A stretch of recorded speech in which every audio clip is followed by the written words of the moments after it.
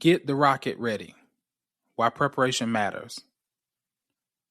To each there comes in their lifetime a special moment when they are figuratively tapped on the shoulder and offered the chance to do a very special thing, unique to them and fitted to their talents. What a tragedy if that moment finds them unprepared or unqualified for that which could have been their finest hour. Winston Churchill.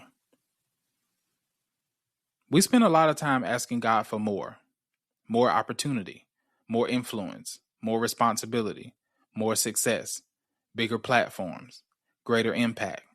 But rarely do we pause long enough to ask whether our lives are actually prepared to sustain the very things we are praying for.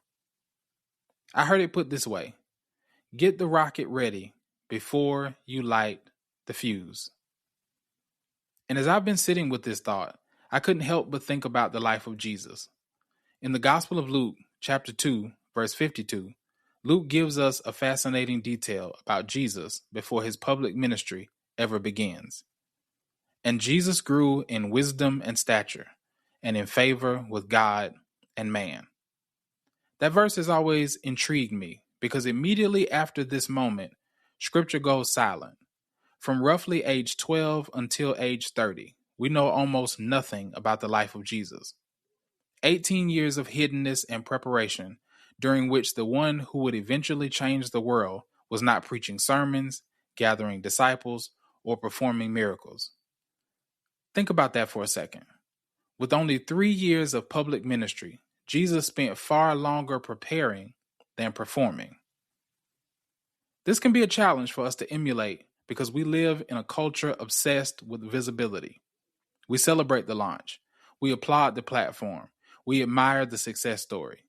But very few people appreciate the slow, often quiet work required to build a life capable of sustaining those things.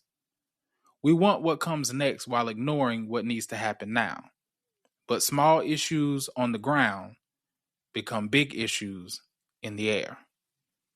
The discipline we keep postponing, the sleep we keep sacrificing, the unhealthy relationships we keep tolerating, the emotional immaturity we keep excusing, the spiritual disciplines we keep neglecting, the habits we keep telling ourselves we'll address later. These things don't disappear when life accelerates, they're magnified. Preparation is not about perfection, it's about capacity. It's doing the work of becoming the kind of person who can handle what God places in your hands.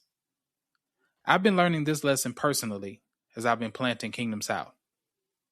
From the very beginning, I felt deeply convicted that I did not want to build just another church experience. I wanted to help create a community centered around spiritual formation, a place where people are not merely inspired by the teachings of Jesus, but challenged to actually live them out. What I didn't fully understand was what that kind of calling would demand from me personally. You cannot consistently ask people to practice the teachings of Jesus while refusing to do that work yourself. It has forced me to confront parts of my own life that were easier to ignore when ministry was mostly about communicating information well. But a formation-focused church requires something different.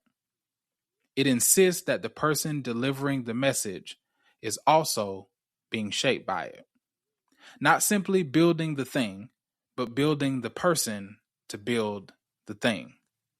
Perhaps this is why one of the most important lessons we can learn from Jesus, especially in a culture of constant noise and endless visibility, is hidden in the 18-year silence. So maybe this is your reminder, and mine. Get the rocket ready before you light the fuse. What I'm reading: Ken by Tayari Jones. This is the selection for my first virtual summer book club, which you still have time to register for.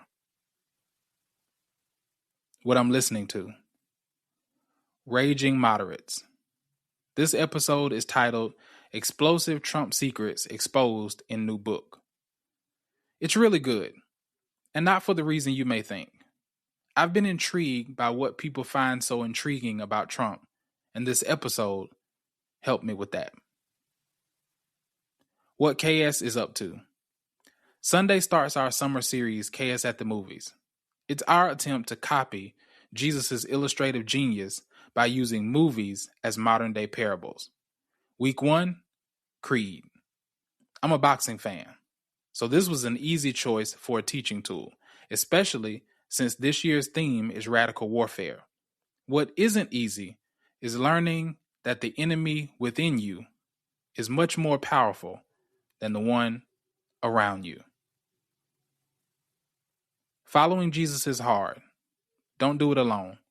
Subscribe to Work These Words with Sean Dreer to get help from a trusted guide.